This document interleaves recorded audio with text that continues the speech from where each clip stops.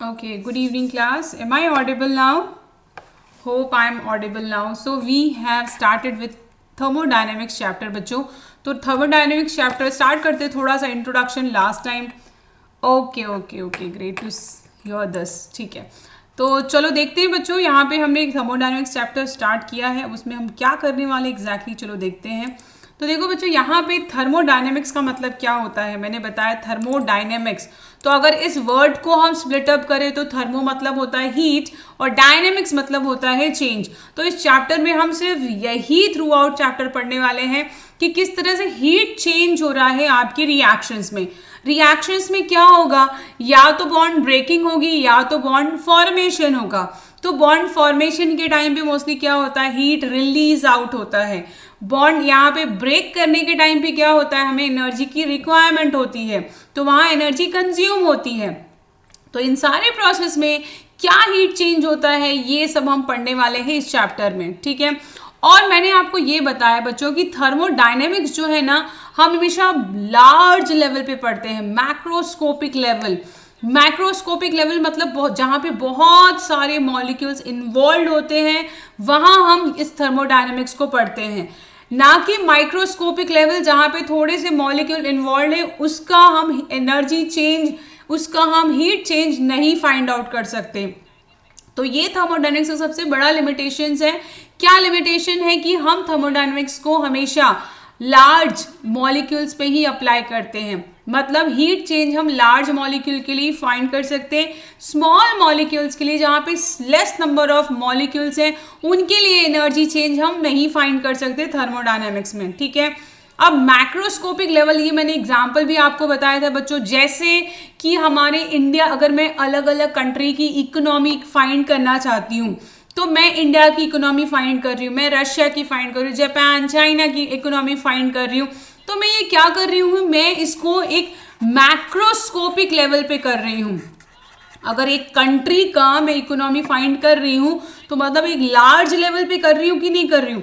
मैंने ये थोड़ी ना, इंडिया में कोई भी एक पर्सन है, वो कितना अर्न कर रहा है, या कितना एक्सपेंसेस है उसका, उससे क्या मुझे फर्क पड़ने वाला है, नहीं पड़ने वाला है. ठीक है. मैं पूरे इंडिया की बात कर रही हूँ. उस इंडिया में कौन एक पर्सन है, क्या कर रहा है, कितना खर्चा कर रहा है, कितना कमा रहा है, उससे मेरे को नहीं फर्क पड़ रहा है. तो ये होता है मैक्रोस्कोपिक लेवल. लेकिन माइक्रोस्कोपिक लेवल की अगर मैं बात करूं, तो जैसे इंडिया में ही कोई, जैसे मेरी फैमिली है, मेरी फैमिली में कितने मेंबर हैं, मैं कितना अर्न कर रही हूँ, कितना एक्सपेंस है मेरा, तो ये एक माइक्रोस्कोपिक लेवल पे बात हो जाती है. तो यहाँ पे थर्मोडायनेमिक्स मतलब हीट चेंज हमेशा हम मैक्रोस्कोपिक लेवल पे ही पढ़ते हैं, माइक्रोस्कोपिक लेवल पे नहीं पढ़ सकते. माइक्रोस्कोपिक लेवल पे हीट चेंज नहीं फाइंड आउट किया जा सकता. तो ये आपकी थर्मोडायनेमिक्स का मेन लिमिटेशन है. Fine. So these are the some important laws of your thermodynamics. So the law of thermodynamics deals with the energy changes of macroscopic system involving a large number of molecules rather than microscopic system containing a few molecules. Okay? Fine. तो अब यहाँ पे देखो, thermodynamics पढ़ने के बाद कौन कौन से क्वेश्चंस हमारे माइंड में क्लियर होने वाले. तो सबसे पहले ये क्लियर होने वाला है कि जो रिएक्शंस, अलग अलग जो रिएक्शंस हो रहे हैं, उस रिएक्शन के टाइम पे जो एनर्जी चेंज हो रहा है, तो वो एनर्जी चेंज को हम कैसे फाइंड आउट करते हैं, वो हम थर्मोडायनेमिक्स के थ्रू कर सकते हैं. दूसरा क्या कर सकते हैं, दूसरा हमें क्या हेल्प मिल सकता है थर्मोडायनेमिक्स से, कि विल इट अकर और नॉट. मतलब जैसे आपके पास दो रिएक्टेंट है, रिएक्टेंट ए है, रिएक्टेंट बी है, तो हम थर्मोडायनेमिक्स के थ्रू ये फाइंड कर सकते हैं कि क्या इन दो रिएक्टेंट के बीच में रिएक्शन होगा या नहीं होगा. ठीक है. तो ये भी हम थर्मोडायनेमिक्स के थ्रू फाइंड कर सकते हैं. तीसरी चीज क्या है, what drives a chemical reaction, किसकी वजह से केमिकल रिएक्शन हो रहा है, तो ये भी हम थर्मोडायनेमिक्स में फाइंड कर सकते हैं. और चौथी चीज ये है, मोस्ट इंपॉर्टेंट क्वेश्चन, जो कि अलग अलग टाइप के क्वेश्चन हमारे दिमाग में आता है, उसके बाद हम ये भी फाइंड कर सकते हैं कि अगर इन दो के बीच में रिएक्शन हो रहा है तो कितने एक्सटेंट तक हो रहा है, क्या ये एक दूसरे के साथ कंप्लीटली रिएक्ट कर रहे हैं, या 50-50% एक दूसरे के साथ रिएक्ट कर रहे हैं, बाकी 50-50% अनरिएक्टेड पार्ट है, तो कितने एक्सटेंट में ये रिएक्शन हो रहा है, ये सारे के सारे क्वेश्चंस का आंसर हमें थर्मोडायनेमिक्स के थ्रू मिलता है। ठीक है, नेक्स्ट इज स्कोप क्या है थर्मोडायनेमिक्स का, थर्मोडायनेमिक्स का क्या स्कोप है, वो बहुत इंपॉर्टेंट है पढ़ना। So it is limited to microscopic property of a matter. तो मोस्टली पता है क्या, थर्मोडायनेमिक्स के थ्रू हम किसी भी मैटर की प्रॉपर्टी फाइंड कर सकते हैं, किसी भी मैटर की प्रॉपर्टी को हम डिफाइन कर सकते हैं, एक्सप्लेन कर सकते हैं, पर सिर्फ उस मैटर को जो मैक्रोस्कोपिक लेवल पे होगा, उस मैटर को जो लार्ज नंबर में होगा। हम माइक्रोस्कोपिक लेवल पे किसी भी मैटर की प्रॉपर्टी नहीं फाइंड कर सकते। तो थर्मोडायनेमिक्स के थ्रू हम किसी भी मैटर की प्रॉपर्टी को फाइंड कर सकते हैं, ये सबसे इंपॉर्टेंट इसका स्कोप है। दूसरा स्कोप क्या है कि it consider the initial and final states of the system, not the mechanism of the process. मतलब अगर आपका कोई भी रिएक्टेंट ए है, वो बी में कन्वर्ट हो गया है, ठीक है, तो हम इनिशियल और फाइनल स्टेट फाइंड कर सकते हैं थर्मोडायनेमिक्स के थ्रू, पर हम ये नहीं फाइंड कर सकते कि ए को बी तक जाने में क्या क्या प्रोसेस हुआ है, ए टू बी रीच होने में क्या क्या प्रोसेस हुआ है, वो आपका थर्मोडायनेमिक्स नहीं बताता है। फॉर एग्जाम्पल मैं इसको एक और चीज़ के थ्रू बताती हूँ, जैसे सिंपल सा एग्जाम्पल जो आपने पढ़ा हुआ है, जैसे आप ए पोजीशन पे हो, आप बी पे गए हो, ठीक है, बी पे गए हो, तो आप बी पे स्ट्रेट एकदम सीधे सीधे गए हो, या बहुत बड़ा रास्ता लेके आप बी पे गए हो, या बी पे आप जिगजैग मैनर में गए हो, थर्मोडायनेमिक्स को उससे कोई फर्क नहीं पड़ता कि उस प्रोसेस के पीछे क्या मैकेनिज्म था। उसको सिर्फ किससे मतलब है कि उसका इनिशियल स्टेट क्या था और उसका फाइनल स्टेट क्या था। तो मोस्टली आपका थर्मोडायनेमिक्स क्या बताता है, ये बताता है कि आपका इनिशियल और फाइनल स्टेट उस सिस्टम का क्या था, ये भी थर्मोडायनेमिक्स एक्सप्लेन करता है। फाइन, अब देखते हैं लिमिटेशंस क्या है हमारे थर्मोडायनेमिक्स का। So it helps to predict feasibility of system. मैंने बताया जैसे अगर आपके पास कोई भी दो रिएक्टेंट है तो उनके बीच में रिएक्शन होगा कि नहीं होगा, ये भी आपका थर्मोडायनेमिक्स बताता है, ठीक है। पर थर्मोडायनेमिक्स ये नहीं बताएगा कि इन दोनों रिएक्टेंट को रिएक्ट होने में या इनका रिएक्शन कंप्लीट होने में कितना टाइम लगेगा, ये आपका थर्मोडायनेमिक्स नहीं बताता है। तो ये सबसे बड़ा लिमिटेशन है आपके थर्मोडायनेमिक्स का। थर्मोडायनेमिक्स कभी भी टाइम नहीं बताएगा कि दो रिएक्टेंट के बीच में जो रिएक्शन कंप्लीट हो रहा है उसको कंप्लीट होने में कितना टाइम लगता है, ठीक है। दूसरा क्या इसका लिमिटेशन है, आपका थर्मोडायनेमिक्स हमेशा मैक्रोस्कोपिक लेवल सिस्टम के लिए ही अप्लाई होता है, माइक्रोस्कोपिक सिस्टम के लिए ये अप्लाई नहीं होता। Okay, so this is the another limitation जो कि मैक्रोस्कोपिक लेवल के लिए ही अप्लाई होता है। Next is only concern with the initial and final state, not with the mechanism of the process. तो थर्मोडायनेमिक्स हमेशा आपको बताएगा कि आपके सिस्टम का इनिशियल एंड फाइनल स्टेट क्या है, मतलब इनिशियल एंड फाइनल स्टेट क्या है। जैसे कि अगर मैं एग्जांपल दूं आपको, जैसे ये मेरा एक बॉटल है, ठीक है, ये एक बॉटल है, इस बॉटल में आपका 1/4 ऑलमोस्ट 1/4 ये वाटर अवेलेबल है, इसमें प्रेजेंट है। अब मैंने इसको आधा बॉटल पूरा भर दिया और इसमें पानी डाल दिया तो ये बॉटल आधा हो जाएगा, ठीक है। तो थर्मोडायनेमिक्स को किससे मतलब है कि शुरू में कितना पानी था और बाद में कितना पानी हो गया।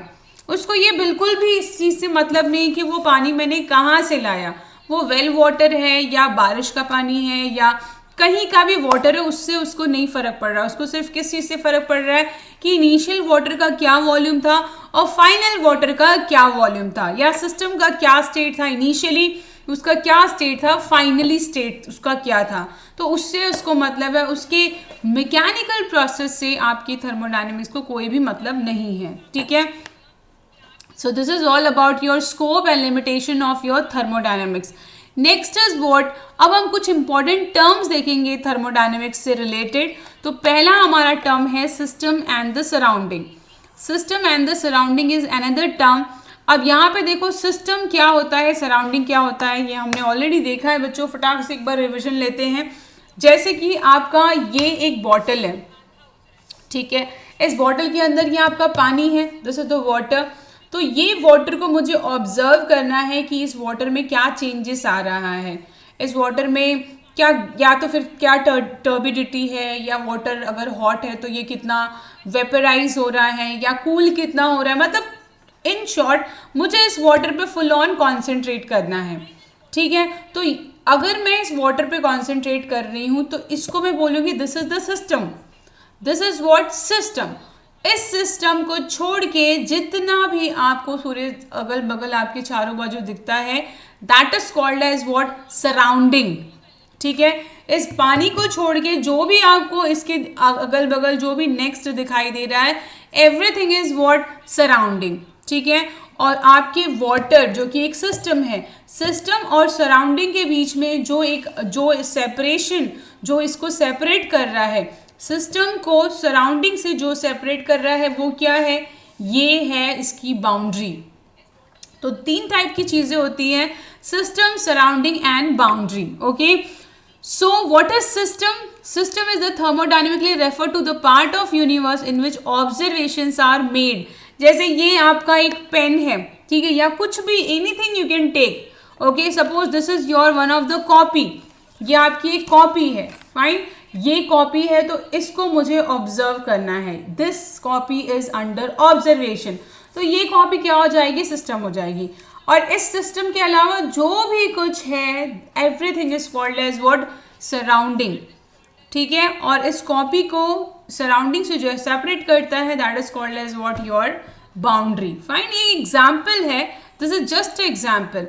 और सिस्टम और सराउंडिंग मिल के इनके एडिशन को, इनके कॉम्बिनेशन को क्या बोलते हैं, यूनिवर्स बोलते हैं, फाइन। तो एक बार हम इनका डेफिनेशन देख लेते हैं बच्चों, which is so important. System surrounding को समझना बहुत इंपॉर्टेंट है, क्योंकि इससे रिलेटेड बहुत सारे आगे हम बहुत सारे डेरिवेशंस देखेंगे, बहुत सारे एक्सपेरिमेंट्स देखेंगे। So the system and the surrounding, system देख लिया हमने, सराउंडिंग क्या होता है, the surrounding includes everything other than system.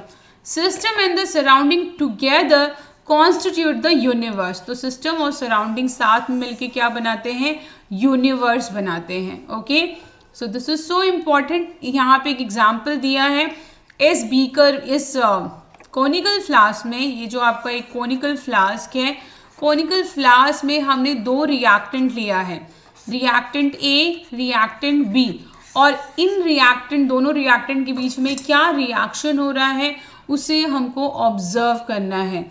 तो ये जो है, ये जो सोल्यूशन, ब्लू सोल्यूशन दिख रहा है आपको इस फ्लास्क के अंदर, उसे हम क्या बोलेंगे, सिस्टम बोलेंगे। और इस सिस्टम के अलावा जो भी कुछ है साइड में, उसको हम कहते हैं सराउंडिंग। और इस सिस्टम को जो सराउंडिंग से सेपरेट कर रहा है वो है आपकी, ये जो है इसको हम कहते हैं बाउंड्री। ये बाउंड्री आपके सिस्टम को सराउंडिंग से सेपरेट कर रही है, fine. So this is all about your system, surrounding and your what, system, surrounding and boundary. अब देखते हैं टाइप ऑफ सिस्टम। तो मैंने बताया था 3 टाइप के सिस्टम होते हैं, open system, close system and your isolated system. तो मैंने इसका एग्जाम्पल फिर से आपको बॉटल के थ्रू ही दिया था बच्चों, जिसके लिए हम फिर से यही बॉटल ले सकते हैं। ये मेरा एक बॉटल है जिसमें ये एक ओपन सिस्टम का एग्जाम्पल है। अब देखो ये बॉटल ओपन है, इसमें मैंने लिड नहीं लगाया है, फाइन। तो इस बॉटल में मैं पानी डाल भी सकती हूँ और पानी बाहर भी निकाल सकती हूँ। सो दिस इज व्हाट मैटर, मतलब यहाँ पे मैटर का एक्सचेंज आराम से हो सकता है। अब क्योंकि ये ओपन है तो इसमें वाटर में डाल भी सकती हूँ, वाटर निकाल भी सकती हूँ। उसके साथ साथ अगर मैंने इसमें हॉट वाटर डाला होता तो ये थोड़ी देर के बाद कूल हो जाता। तो मतलब यहाँ पे और क्या एक्सचेंज हो रहा है, हीट भी एक्सचेंज हो रहा है। तो ओपन सिस्टम ऐसा सिस्टम होता है जहाँ पे मैटर और हीट दोनों ही एक्सचेंज होता है, ठीक है। तो this is called as what, open system. अब क्या किया मैंने, इस बॉटल को मैंने बंद कर दिया, इस बॉटल को मैंने क्या कर दिया, बंद कर दिया।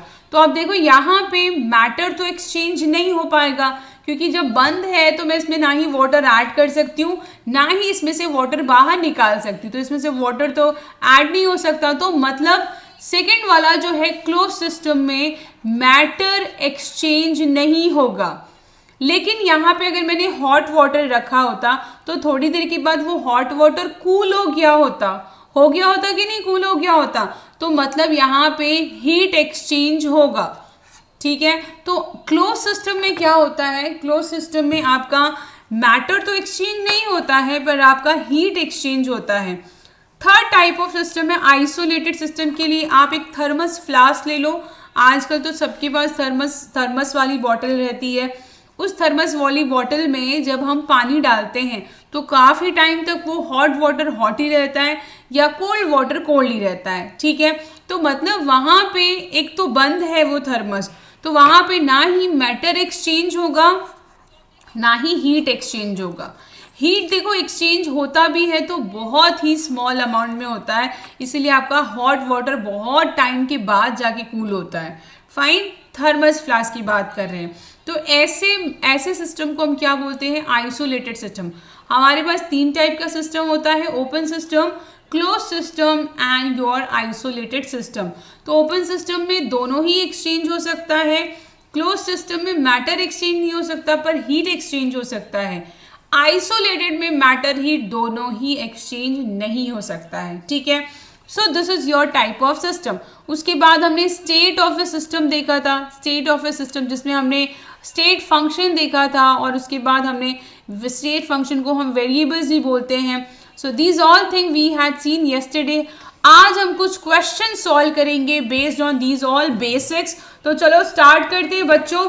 तो यहाँ पे स्टार्ट करने के पहले एक क्वेश्चन देखेंगे और फिर हम उसके बेस पे थ्योरी देखेंगे। So let's start with that.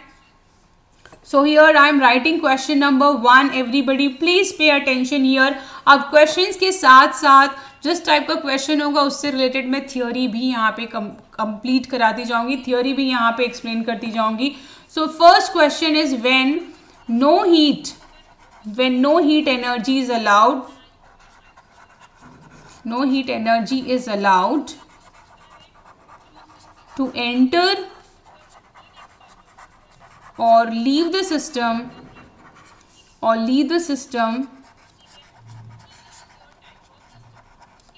it is called। अब ये देखो अभी हमने पढ़ा तो ये आराम से इसका answer you can give. Options are isothermal process, next is your reversible process,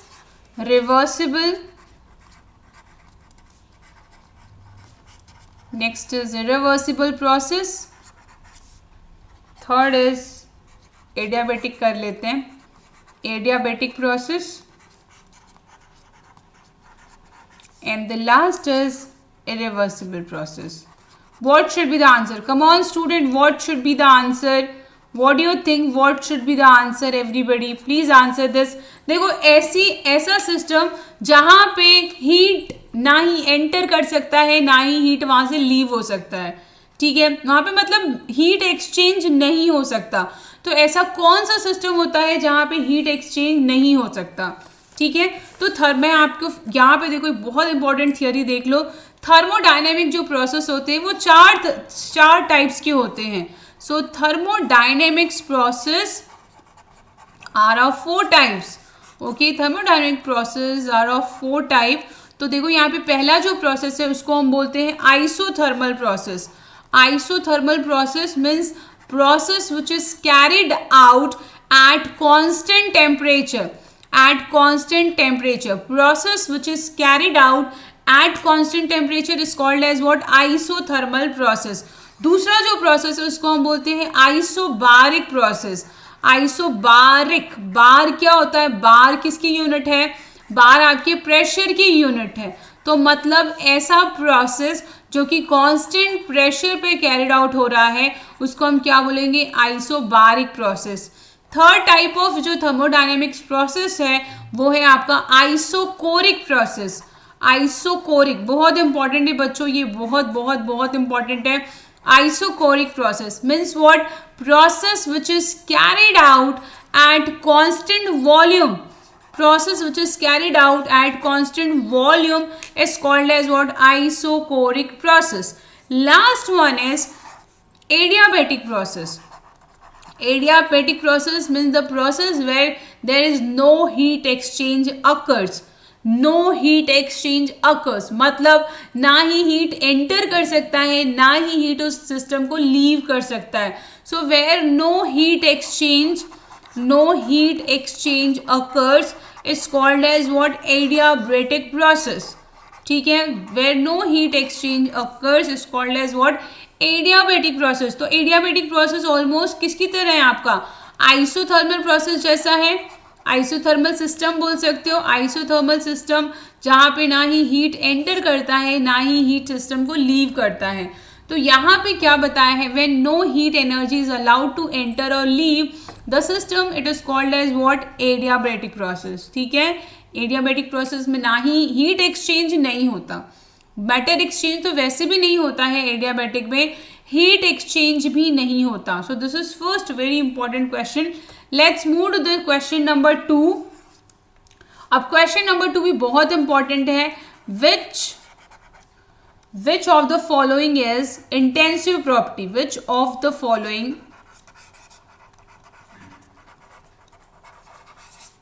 is intensive property?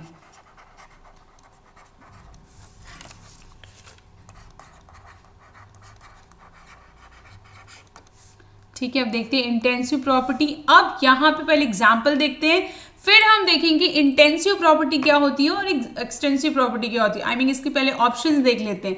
So options are, first is temperature, next is your B is viscosity, C is your density and D is your all of the above. All of the above. अब देखो intensive और extensive property क्या होती है. Intensive and extensive property. ठीक है, अब दोनों का मतलब देखो क्या होता है. इंटेंसिव प्रॉपर्टी मतलब ऐसी प्रॉपर्टी जो आपके size it does not depends upon size and amount of the system. ठीक है, जैसे अगर मैं कलर की बात करती हूँ कि किसी भी सिस्टम का कलर क्या है, तो देखो साइज, अगर उसका साइज छोटा है सिस्टम का तो साइज अलग हो जाएगा. अगर सिस्टम का साइज बड़ा है तो क्या कलर अलग हो जाएगा. तो कलर एक ऐसी प्रॉपर्टी होती है जो आपके सिस्टम के साइज और उसके अमाउंट पर डिपेंड नहीं करती है. तो ऐसी प्रॉपर्टी जो आपके सिस्टम के साइज और अमाउंट पर डिपेंड नहीं करती है उसको हम क्या कहते हैं? इंटेंसिव प्रॉपर्टी कहते हैं. अब इंटेंसिव प्रॉपर्टी में देखो क्या क्या आता है. जैसे आपका डेंसिटी हो गया, डेंसिटी साइज और अमाउंट पर डिपेंड नहीं करती. उसके बाद आपका आता है प्रेशर, आता है प्रेशर भी नहीं डिपेंड करता. टेम्परेचर, तो ये सारी कुछ ऐसी प्रॉपर्टी होती है जो कि सिस्टम के साइज और अमाउंट पे डिपेंड नहीं करती. पर कुछ ऐसी भी प्रॉपर्टी होती है जिसको एक्सटेंसिव कहा जाता है जो कि सिस्टम के साइज और उसके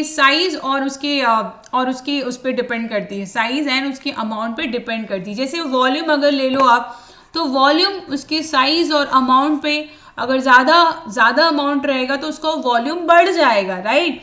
तो वॉल्यूम जो है एक्सटेंसिव प्रॉपर्टी है जो कि सिस्टम के साइज और अमाउंट पे डिपेंड करती है. उसके साथ साथ internal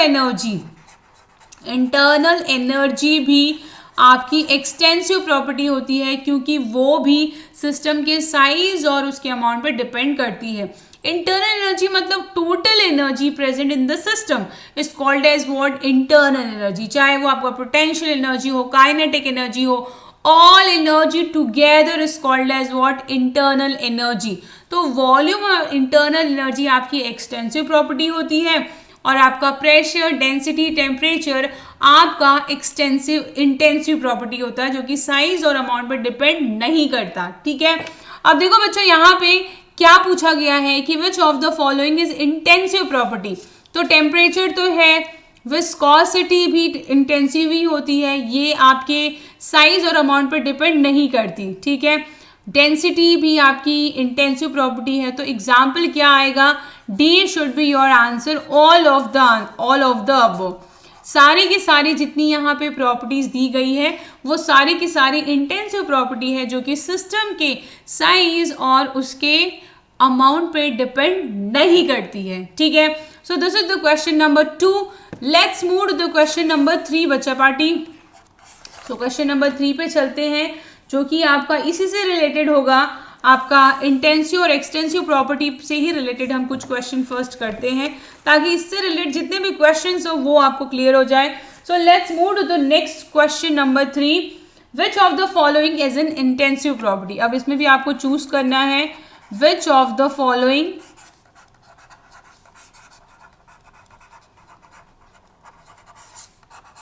is an intensive property.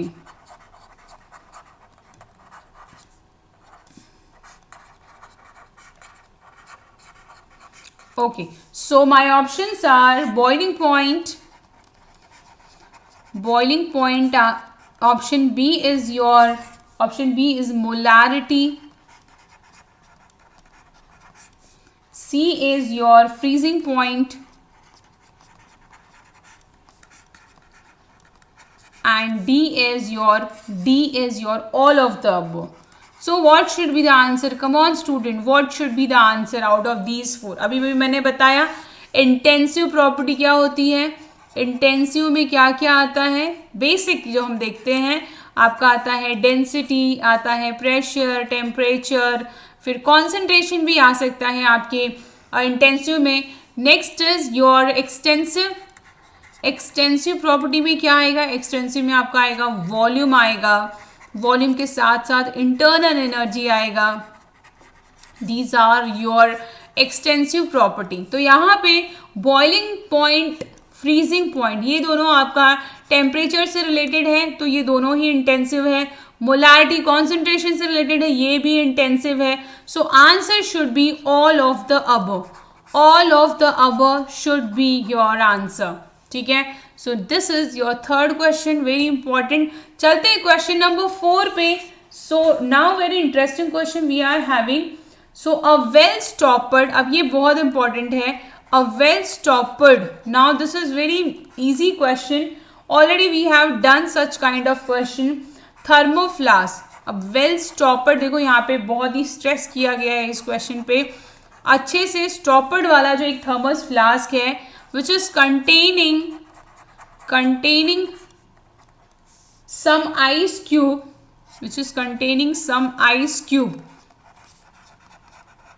ice cubes are examples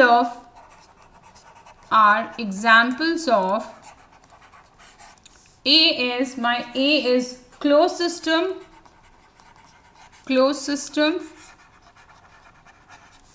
B is open system,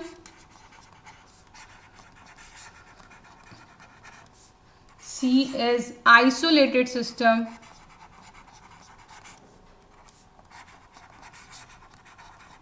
and D is none of these. What should be the answer? Come on student, what should be the answer here? क्या बोला है? Well stoppered thermoflask containing ice cube.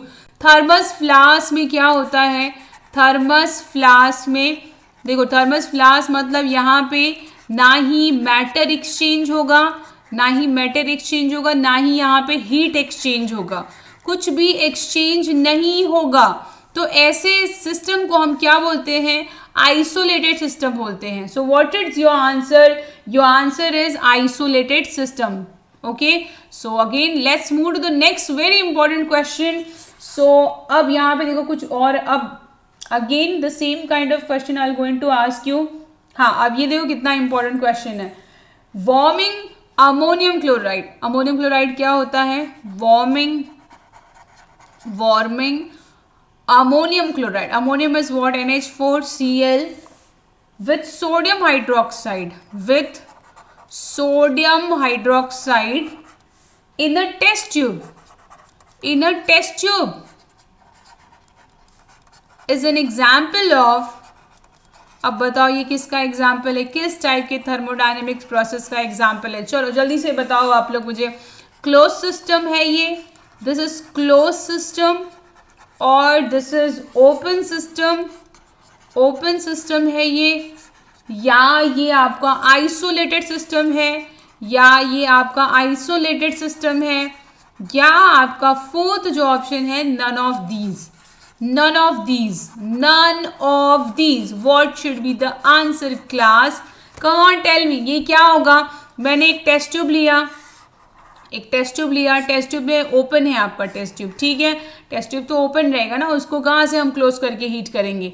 अब test tube में मैंने डाला ammonium chloride और उसके साथ मैंने अमोनियम हाइड्रोक्साइड डाल दिया, तो दोनों के बीच में रिएक्शन होगा, रिएक्शन होगा तो हीट बाहर जाएगा, ठीक है, हीट बाहर जाएगा तो मतलब हीट एक्सचेंज हो रहा है, उसके साथ साथ मैटर भी एक्सचेंज होगा, तो मैटर भी एक्सचेंज हो सकता है. तो ओपन टेस्ट ट्यूब, तो ये एक ओपन सिस्टम हो गया ना, जहाँ पे हीट और मैटर दोनों ही एक्सचेंज हो रहा है. तो ये किसका एग्जाम्पल है? ये एक ओपन सिस्टम का एग्जाम्पल है, ठीक है. चलते हमारे क्वेश्चन नंबर 6 की तरफ. क्वेश्चन नंबर 6 बच्चों, तो now in which process net work done is 0. So in which process, अब देखो इसके पीछे भी एक थ्योरी बताएंगे. In which process net work done is 0, net work done is 0.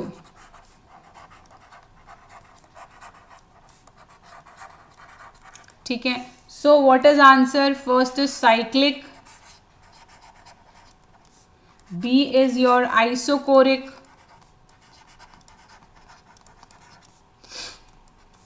C is your free expansion,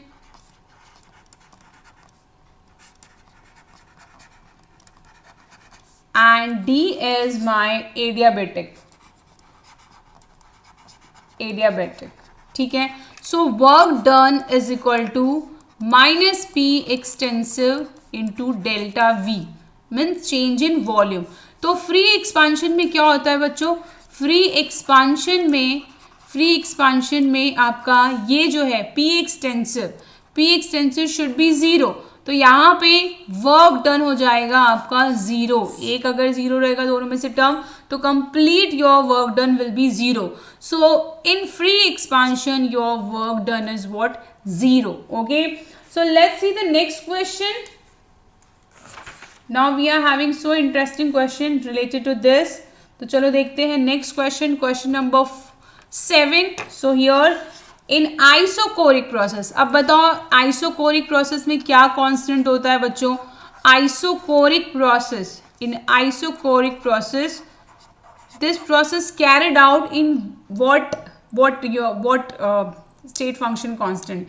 किस में, ये किस प्रॉपर्टी में आपका, इसमें इस प्रोसेस में क्या किस टाइप की प्रॉपर्टी कांस्टेंट होती है, that you have to tell. So isochoric process, the increase in internal energy, the increase in internal energy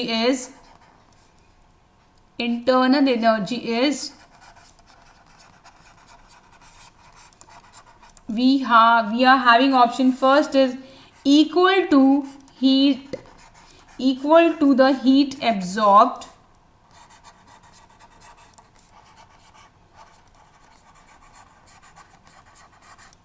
next is B is equal to heat evolved, equal to heat evolved. C is equal to the work done, equal to the work done.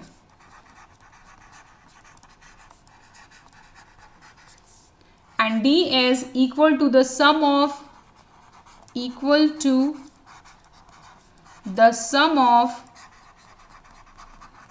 of the heat absorbed and evolved,